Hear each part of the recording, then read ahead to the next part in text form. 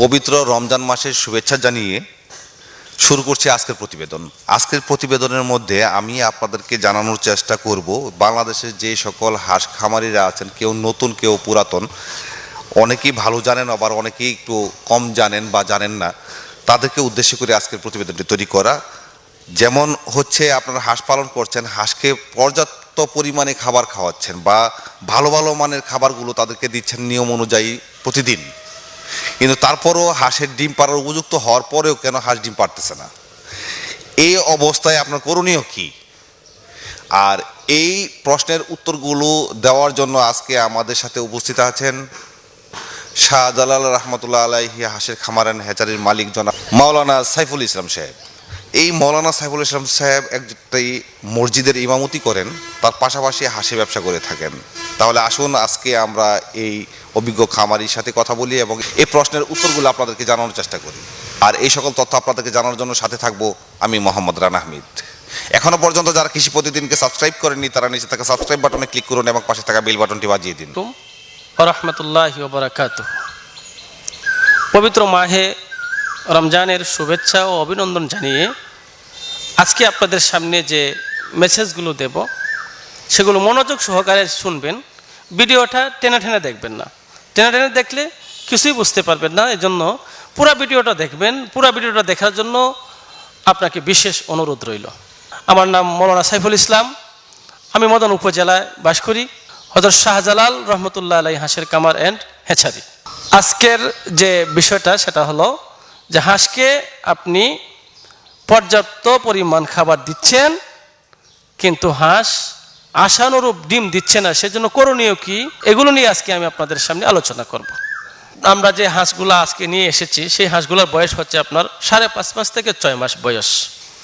ওই হাঁসগুলো আমার পিছনে যে হাঁসগুলো দেখতে পাচ্ছেন সেই হাঁসগুলো বিক্রয় হবে আমাদের এখান থেকে আপনার একদিনের বাচ্চা থেকে নিয়ে একেবারে 1 মাস, 2 মাস, 3 মাস, 4 মাস, 5 মাস রানিং ডিম পর্যন্ত আমরা হাঁস সারা বাংলাদেশে সরবরাহ করে থাকি। ইনশাল্লাহ বাংলাদেশের যে কোনো জায়গা থেকে আপনারা বলবেন, আমরা আমাদের নিজস্ব পরিবহনও আছে, আপনারা না আসলে আমরা পৌঁছায় দিতে পারবো। আর আমি মনে করি আপনারা আসাটাই সবচেয়ে উত্তম। আর নিজে আইসা দেখা ভালো লাগলে নেবেন, আর ভালো না লাগলে অন্য কোথাও থেকে নেবেন। আর যে যেখান থেকে হাঁস নেন না কেন পরামর্শ নিতে পারেন। আমি সে কথাটা সব জায়গায় বলে থাকি যে হাঁস নেন বা না নেন আমি আপনাদেরকে পরামর্শ দিয়ে থাকবো। বাংলাদেশের বিভিন্ন জায়গায় আমরা বাচ্চা দিই, আমরা দেখতে পাই এবং তাদের যে খাবার দেয় কিভাবে দেয় এগুলোও আমরা পরিদর্শন করি। বিভিন্ন জায়গাতে যাই পরিদর্শন করার জন্য, তাদের অবস্থাটা পর্যবেক্ষণ করি।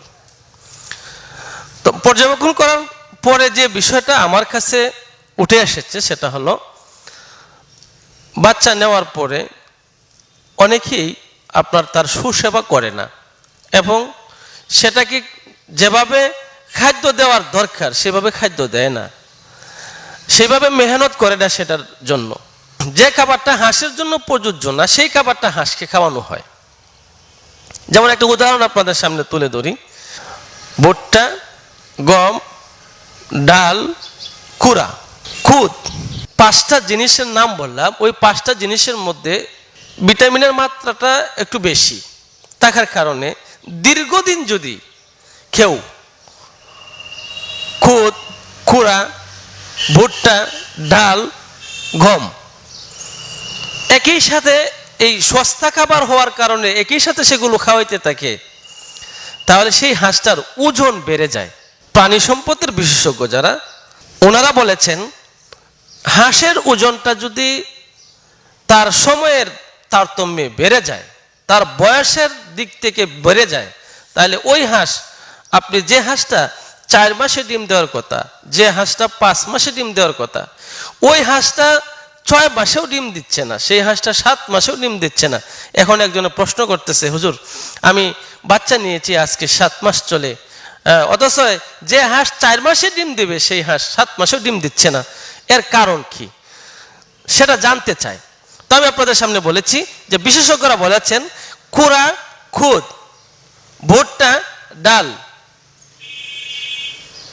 ওই যে গম, 5টা পদ, এইগুলোর মধ্যে পর্যাপ্ত পরিমাণ ভিটামিন আছে। আপনি হাঁসটা পালার জন্য সেটা কোনো ক্ষতিকর না সেই খাদ্যটা, কিন্তু এটার ওই 5টা খাদ্য শুধু হাঁসের ওজনটা বাড়াইতে পারে, কিন্তু হাঁসের যে ডিম দেওয়ার জন্য যে একটা উৎপন্ন ডিমের যে হাঁসের যে ডিমের যে একটা এই জালি রয়েছে, ওইটা বাড়ানোর জন্য যে ক্ষমতা ধারণটা সেটা এটার মধ্যে নাই।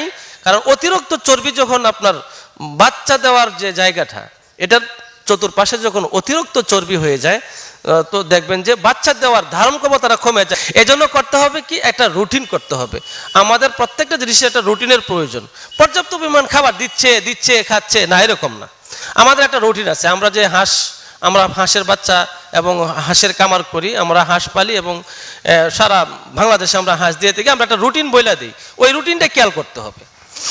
তো আপনাদেরকে বলবো আমি যে আপনারা যে খাবারটা দিবেন, প্রথম দিন থেকে যে বাচ্চাটাকে আপনি খাবার দিবেন, সেই খাবারটা কোন খাবারটা কতদিন পর্যন্ত খাওয়াইতে হবে, তাতে আপনার হাঁসটা 4 মাসে ডিম দিবে। চ্যালেঞ্জ আপনার সাথে, যে আপনি যদি চান যে হুজুর আপনি বাচ্চা দিয়েছেন 4 মাসে হাঁসটা ডিম দিয়েছে, এমন 1-2টা নাম্বার আমাকে দেন, আমি যাচাই করতে চাই।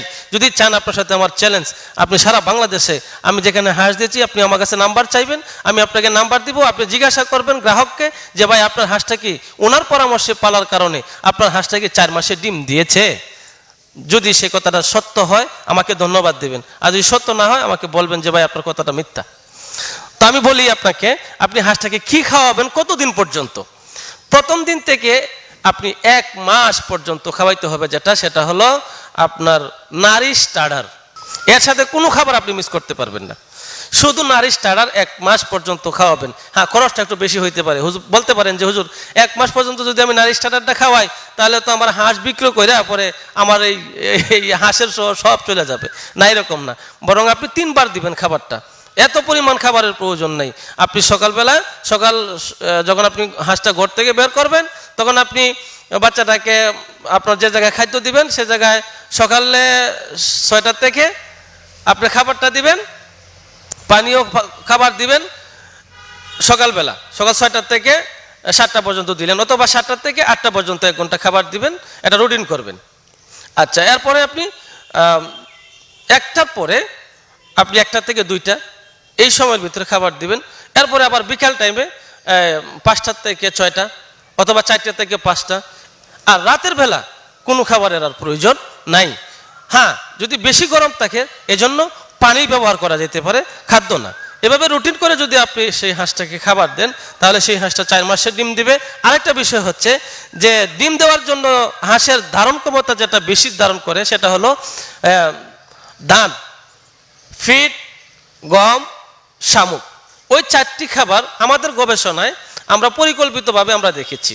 সেটা কোনো বিশেষজ্ঞ গবেষণা আমি বলতেছি না, বরং আমরা পরিকল্পিতভাবে যেটা আমরা পেয়েছি, যে ধারণাটা আমরা পেয়েছি, সেটা হলো হাঁসের ডিম দেওয়ার জন্য প্রথম নম্বর হইল যে আপনার ফিড, ধান, গম, এই 4টে জিনিস আপনি খাওয়াবেন। শামুক, এই 4টে জিনিস হলো হাঁসের ডিম দেওয়ার জন্য বেশি উদ্বুদ্ধ করে। এই জন্য ওই 4টে বেশি খাওয়াইবেন। বাকি হ্যাঁ, যদি কেউ চান যে হুজুর আমি ভুট্টা, ডাল, গম, কুড়া তো খাওয়ানো যাবেই না, আমি সেটা নিষেধ করি আপনাদেরকে। কুড়া যদি কেউ খাওয়ান তাহলে আপনার হাঁসের ডিম দিবে না, কারণ কুড়ায় আপনার হাঁসের এই যে ডিম দেওয়ার মতো যে ক্ষমতাটা, এই ধারণ ক্ষমতাটা সেটা নষ্ট করে দেয়। যদি আপনার ভালো লাগে আমার সেই কথাগুলো, তো আপনার বন্ধুদের কাছে শেয়ার করবেন, আরও যারা আছে তাদের কাছে শেয়ার করবেন, যেন আমার যারা যদি একটা মানুষের উপকার হয়। যেমন আমি হাঁস নিলাম না বা বাচ্চা নিলাম না, কিন্তু আমি যদি ভাইকে একটা পরামর্শ দিই, একটা নাম্বার আরেকজনকে দিই, তাহলে এটার দ্বারা আমার ভাই আরও উপকৃত হবে, সে তার পরিবার নিয়ে চলতে পারবে। আমি মনে করি যে আজকে যদি কেউ এরকম, আমরা মনে করি যে আমরা একসাথে শিল্পপতি হয়ে যাব, এরকম না। বিষয়টা হলো কি, আমি শ্রম দিতে হবে। 1 নম্বর কাজ হলো শ্রম দেওয়া। অনেকে বিদেশি প্রবাস থেকে ফোন দেয়, বলে যে ভাই আমরা দেশ থেকে 5-7 লক্ষ টাকা খরচ করে আমরা বিদেশে আসি, বিদেশে আসার পরে আমরা সেখানে বসে থাকি না। আমার ভাইকে বলেছি যে তোকে 500 হাঁস করে দেই, তুই সেগুলা পাল, তোর বিদেশে আসতে হবে না। ও বলে কি বিদেশে চলে যাবে। আমার কাছে ওই দিন ওনার নাম সাইফুল ইসলাম, উনি আমাকে বললো যে ভাই দেখেন, আমি আমার ভাইকে বললাম হাঁস করে দেওয়ার জন্য, সে বিদেশে চলে আসবে। উনি বলতে চাচ্ছে আমার কাছে এই কথাটা যে দেখেন আমি যে বিদেশে এসেছি 5-7 লক্ষ টাকা খরচ করে, আমি কি ওইখানে সুখে আছি? হ্যাঁ, দেশে থাকলে যদি একজনে করে কাজও করি তবু একটু সময় পাওয়া যায়, কিন্তু বিদেশে যাওয়ার পরে এত পরিমাণ পরিশ্রম করতে হয়, এত পরিমাণ সময় দিতে হয়, ডিউটি করতে হয়। এর চেয়ে দেশে যদি 100 হাঁস, 200, 300, 500 হাঁস, 1000 পাঁচ এরকম পালা যায়, তাহলে এটা দিয়ে ঘর সংসার চলে। তবে শর্ত হইল কি ভাই, শুধু হাঁস নিলে হবে না, বরং এটার পিছনে খরচ করতে হবে, শ্রম দিতে হবে, সাধনা করতে হবে, একটু কষ্ট করতে হবে। আর কষ্ট ছাড়া কোনো জিনিসেরই মায়না আসে না। এজন্য আমার অনুরোধ থাকবে, যারা আমার কাছ থেকে হাঁস ও হাঁসের বাচ্চা নেবেন, ওনাদের কাছে আমার অনুরোধ থাকবে, একটু শ্রম, একটু খরচ বাড়াই দিয়ে যখন আপনি করবেন, দেখবেন আল্লাহ তাআলা আপনাকে কামিয়াব করবে। আল্লাহ তাআলা আমাদের এই পবিত্র মাহে রমজানের যেন প্রত্যেক ভাইকে পবিত্র মাহের রমজান মাস রোজা রাখার তৌফিক দান করে, এবং আমাদের এই রমজান মাসের ধারা যেন রহমতের মাস, এই মাসের দ্বারা যেন আল্লাহ তাআলা আমাদের সকলের গুনাহকে মাফ করে দেয়, সারা বিশ্বকে শান্তি দান করেন। বর্তমান পরিস্থিতিতে কোভিড-19 চলতেছে, বিভিন্ন জায়গায় মানুষ এই রোগে আক্রান্ত হচ্ছে। দোয়া করি আল্লাহর কাছে মাহে রমজানের উসিলা যেন আল্লাহ তাআলা আমাদের এই কোভিড-19 থেকে আমাদেরকে মুক্তি দান করেন। যে যেখান থেকে শুনছেন আমি সবাইকে শুভেচ্ছা ও ধন্যবাদ জানিয়ে আমি আমার কথা এখানে শেষ করছি। আসসালামু আলাইকুম ওয়া রাহমাতুল্লাহি ওয়া বারাকাতুহু।